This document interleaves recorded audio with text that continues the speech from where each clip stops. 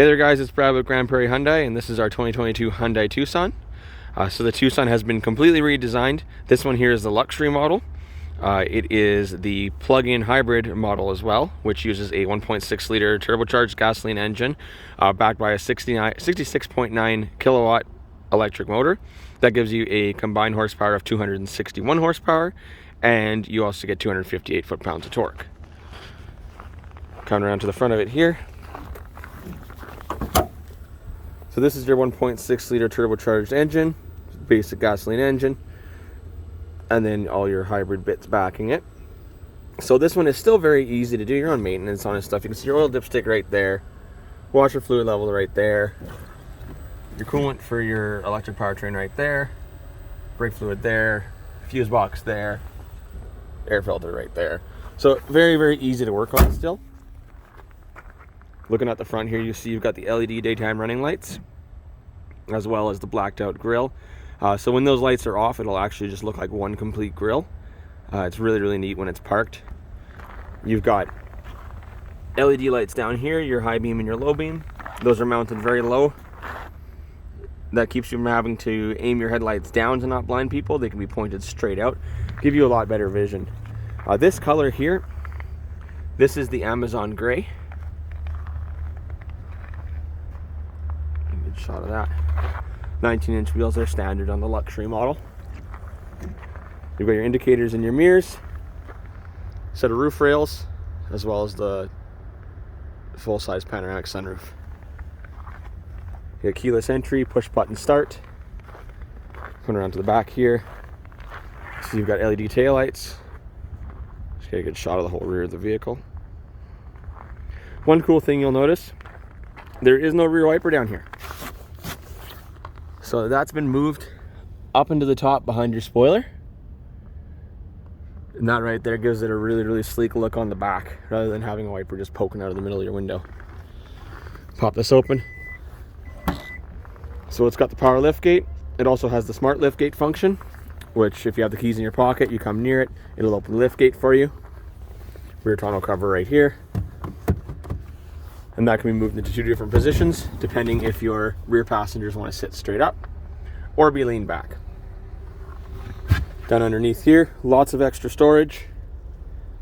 There's your at-home charger. So your at-home charger, you'll be able to charge the battery in about 6 to 8 hours or so. Get you ready to go for the next day. 12-volt plug-in on this side. Your subwoofer on this side. So these right here, these will release the back seats. If you're putting something in from the back and need to drop it down, you just pull that and your seat will drop forward. That will go completely down once it wears in a little bit. When the vehicle's brand new, everything's still a little bit tight. Get a good view of this side of the vehicle. And right here is your electric plug-in. Right there. And a little light to let you know when it's completed charging. Cool thing about this vehicle, it's actually asymmetrical. So you've got your electric plug-in on that side, and then you've got your fuel door over on this side. So rather than having like a weird weird cover in the grill or hidden somewhere else, it actually just looks the same on both sides of the vehicle, which is really neat. Going down here, of course you've got the heated seats in the rear, power rear windows.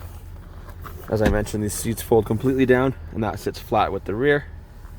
And then they actually lock down into this position too, so they can't be bouncing around on you. You've got USB chargers in the back, hard back seats, and then the rear little cargo holders in the back behind the seats. So coming up to here, of course you've got the blind spot monitoring. See if I can pick that up. Kind of hard to see right there, but you got the blind spot monitoring. That will light up when someone is in your blind spot, of course. If you turn your turn signal on in front of them, it's going to beep at you. And it's actually got an active lane or blind spot monitoring. So if you pull into the front of them, it's actually going to just slightly tap the brake on the opposite side and give you a slight pull on the steering wheel, just the lightest little nudge. And it'll kind of catch your attention and let you know someone's right there. Power windows, power mirrors, power door locks, of course. Your power seat, the adjustable lumbar. So really nice leather seats. These front seats are heated and cooled, and your steering wheel is also heated too. It's a good view of that panoramic sunroof there. Let me just open it.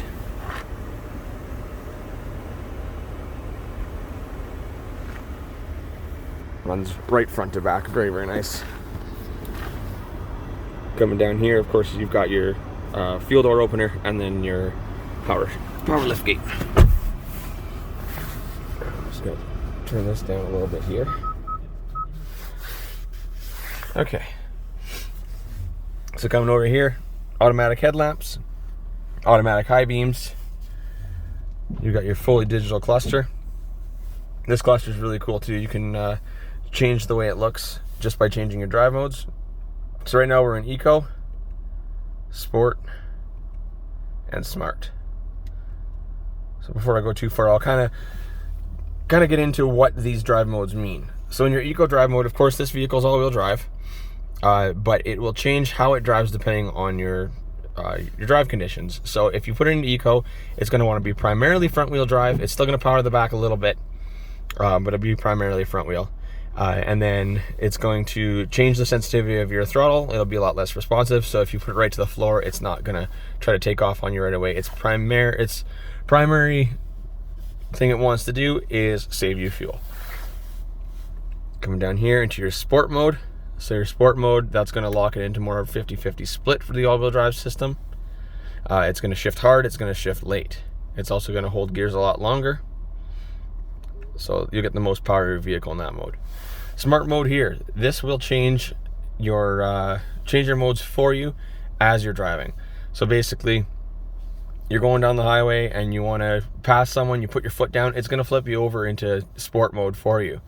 So you can pass that person, then it's going to go back. So you don't have to do everything by yourself. You can see right there it flipped to electric vehicle mode. So this one, just like any hybrid vehicle, will flip back and forth from your electric to your hybrid electric on its own. You can change it as well. There's a small button right here, the EV, HEV. So if I press that, you'll see it says automatic mode, and it'll do its own thing. Hybrid mode, so it'll run it mostly in hybrid mode, and then electric mode. So if you've got the battery fully charged up and you're planning to use this thing to just run around town a little bit, you can put it into just electric mode. It's going to keep it from kicking the hybrid engine in until that battery starts depleting. Let's put it back to automatic mode. So coming down here, of course, you've got all your Bluetooth controls. You've got lane keep assist and lane follow assist. So how does it work? You press and hold. You'll see it'll pop up on the screen. And then that will keep you in between the lanes, as lane keep assist does.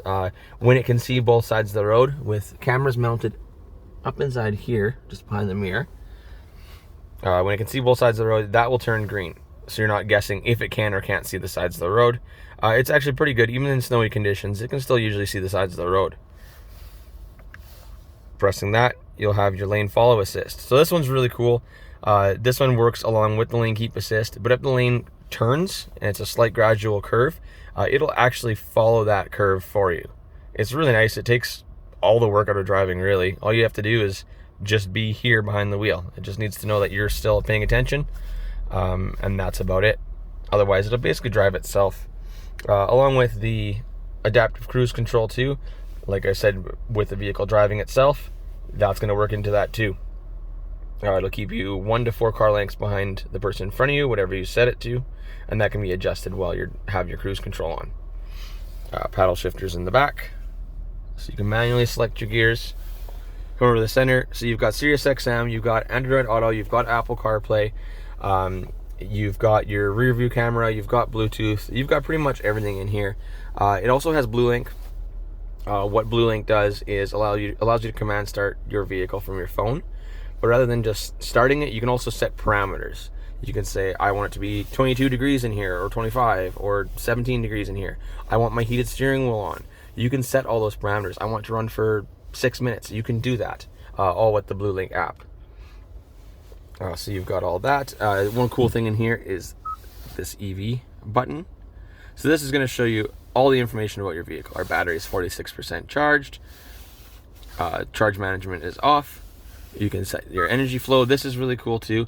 When you're learning how to use the vehicle, if you want to be able to drive it in mostly electric mode, this is going to tell you what the vehicle is doing and how your driving is reacting to the vehicle.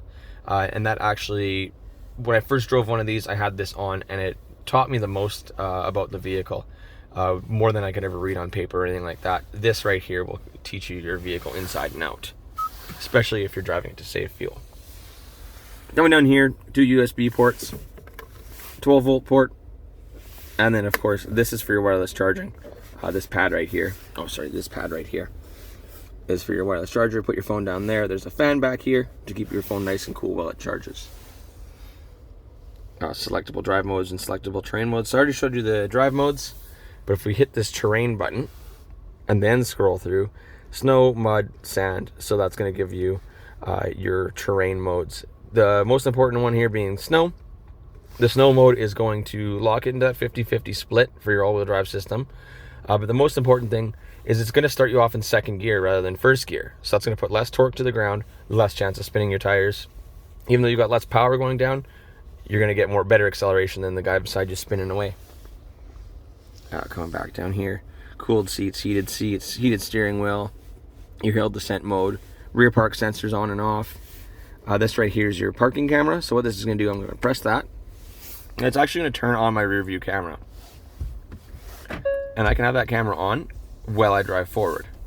So if you're in a parking lot, you can see what's going on all around you. When you hit 10 kilometers, or put it back into park, it will turn off by itself. Push button transmission right here, nice, simple, easy to use. It actually fits nicely. Your hand fits nicely over it too, so my dirty gloves. So hidden park, reverse, neutral drive is all right there at your fingertips, literally. Your electronic park brake. So park brake is not going to have any of those cables or anything that'll seize up on you. Just purely electronic, little module, wiring harness, and a little actuator in the brakes. That's it. An auto hold function.